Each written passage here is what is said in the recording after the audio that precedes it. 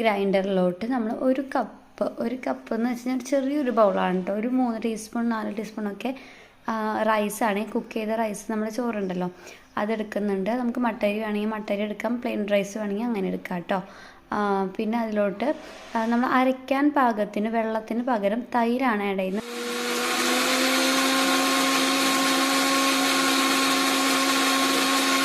നല്ല നാടൻ പുളി കുറവുള്ള കട്ട തൈര് ആഡ് ചെയ്യുന്നുണ്ട്.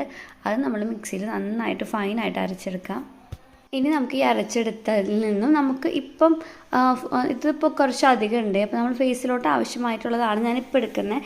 നിങ്ങൾക്ക് വേണമെങ്കിൽ കയ്യിൽ, കഴുത്തിൽ, ബാക്കിൽ, നമ്മൾ ബ്ലൗസൊക്കെ ഇടുന്ന ആ സൈഡിലൊക്കെ നമുക്ക് അപ്ലൈ ചെയ്യാം കേട്ടോ. അങ്ങനെയാണെങ്കിൽ ഫുൾ എടുക്കാം.